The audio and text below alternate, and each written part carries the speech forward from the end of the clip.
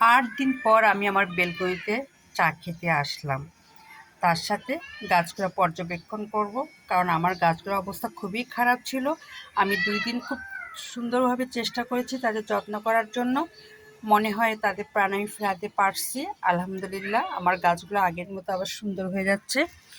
এই দেখুন, তার সঙ্গে আমার এই বাচ্চাটা, এই দেখুন, ওরা তো আমার সঙ্গে থাকবেই থাকবে।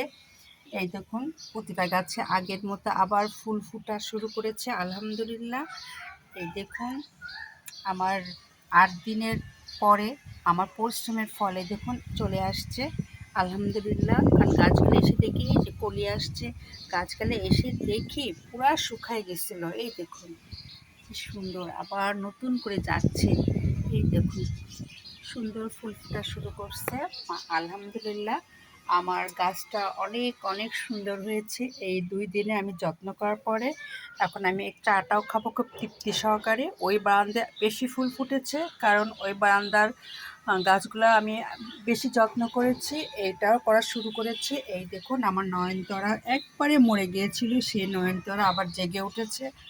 এই দেখুন, আমার গোলাপ ফুটেছে, কলি আসছে, নয়নতারা দেখুন গাছ ভর্তি। এই দেখুন, গোলাপ আসছে, এই যে একটা, তার অনেক সুন্দর। এই যে এই গাছটাও খুব সুন্দর হয়েছে দেখুন, ভালোই লাগলো। কারণ আমার চা খাওয়া সার্থক হবে। এই গোলাপটা আপনাদের দেখানো হয়নি, এই গোলাপটা অবস্থা খারাপ হয়েছিল, এই যে কলি আসছে, এটার ফুল আপনাদের দেখাতে পারবো।